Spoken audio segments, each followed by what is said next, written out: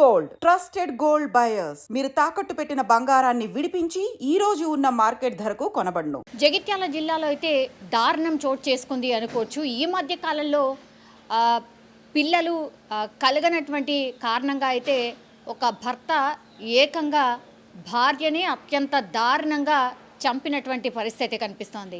24వ తారీఖున ఈ సంఘటన అయితే జరిగింది. కేవలం రీజన్ ఏంటి అంటే పిల్లలు పుట్టడం లేదు. ఇన్నేళ్ళు పెళ్ళైనా కూడా చుట్టుపక్కల వాళ్ళు కావచ్చు అందరు కూడా గుచ్చి అడుగుతున్నారు. సో ఆ అవమానాన్ని భరించలేక ఒకటి, ఆ తర్వాత వరకట్నం కూడా సరిగ్గా తీసుకురాలేదు, అట్లాగే సంతానం కూడా లేదు అంటూ భర్త కావచ్చు అత్తమామలు కావచ్చు వేధించడం స్టార్ట్ చేశారు. సో దీంతో ఆమె కూడా వేదనకు గురైన సిచ్యువేషన్ అయితే కనిపించింది.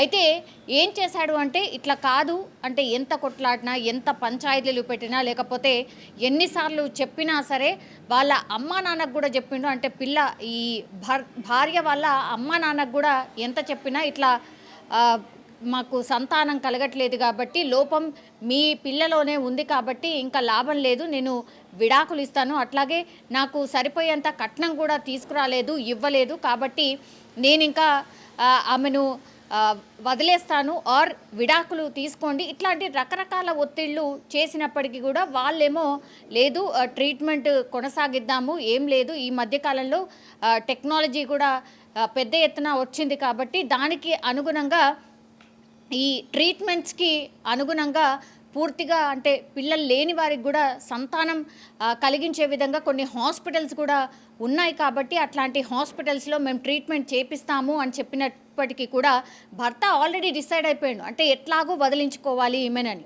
మరి ఏం చేశాడో ఏంటో తెలియదు కానీ 24వ తారీఖున ఆమెను ఇంటికి తీసుకురావడం, ఆ తర్వాత హత్య చేసి పూర్తిగా ఆమె ఆనవాళ్ళు లేకుండా హత్య చేసేసి ఇంట్లోనే పాతి పెట్టడం అయితే జరిగింది. సో చుట్టుపక్కల 24వ తారీఖున జరిగింది. ఈరోజు మనం ఉన్నది ఆల్మోస్ట్ ఒక 1 వీక్ అయిపోయిందనమాట. ఆమెను పూర్తిగా మట్టుబెట్టిన 1 వీక్ తర్వాత నుంచి చుట్టుపక్కల వాళ్ళకి స్థానికులకు పూర్తిగా స్మెల్ రావడం, ఆ తర్వాత అనుమానం వచ్చిన వీళ్ళు పోలీసులకు సమాచారం ఇవ్వడంతో అసలు ఏం జరిగింది ఏంటి అనేది పోలీసులు ఆరా తీయడంతో ఆ ఇంట్లో నుంచే దుర్వాసన వస్తోంది అని తెలుసుకొని ఆ తర్వాత ఎంక్వైరీ చేసి లోపలికి వచ్చి చూసేసరికి పూర్తిగా భార్యనైతే చంపి పాతిపెట్టిన పరిస్థితి. సో ఒక్కసారిగా ఆ కాలనీలో అట్లాగే ఆ స్థానికులందరూ కూడా ఉలిక్కిపడిన సిచ్యువేషన్.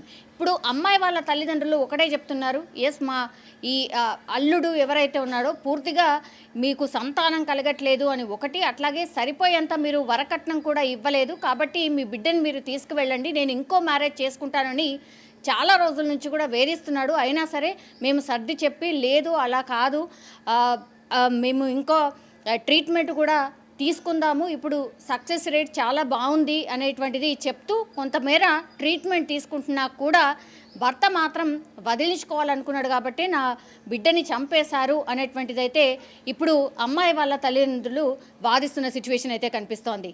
కానీ అత్యంత దారుణం కేవలం సంతానం, ఒకవేళ సంతానం నిజంగానే కలగకపోతే ఇంకొక ఎవరో అంటే చాలామంది పాపం ఈ అనాథాశ్రమాల్లో ఎవరైతే చిన్న పిల్లలు ఉంటారో అప్పుడే పుట్టినటువంటి బిడ్డల్ని కూడా చాలామంది వదిలేస్తున్నారు. సో అట్లాంటి వాళ్ళనైనా దత్తత తీసుకొని పెంచుకునే అవకాశం ఉంటుంది. కానీ ఇంత దారుణంగా అంటే పిల్లలు లేరు అనేది ఒక సాకు మాత్రమే, కానీ మీకు కావాల్సింది వరకట్నం కాబట్టే ఆమెను చంపేశారు, అడ్డు తొలగించుకోవాలనుకున్నారు అనేది కూడా పూర్తిగా కుటుంబ సభ్యులే కాదు ఇప్పుడు ఈ కేసు చూసినా కూడా ఎవరికైనా అర్థమవుతోంది.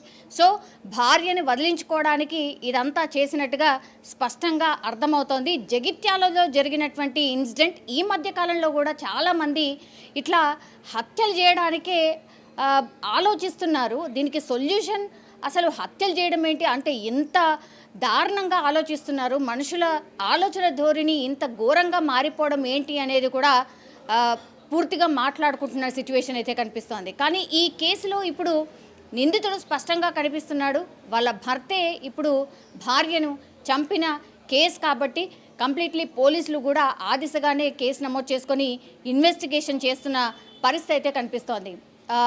చూడాలి మరి ఈ కేసులో ఇంకా ఎవరు అంటే కేవలం భర్తనైనా లేకపోతే అత్తమామల ఇంకెవరైనా సహాయం చేశారా, అండ్ ఈ హత్యకి కంటే ముందు అసలు ఆ అమ్మాయికి సంబంధించి మరి హెరాస్మెంట్ ఏమైనా జరిగిందా, ఇట్లా అన్ని కోణాల్లో కూడా పోలీసులు అయితే ఇన్వెస్టిగేషన్ చేస్తున్నారు. అట్లాగే చుట్టుపక్కల వాళ్ళ దగ్గర నుంచి, అట్లాగే కుటుంబ సభ్యుల దగ్గర నుంచి కూడా పూర్తిగా ఇన్ఫర్మేషన్ అయితే సేకరిస్తున్నారు.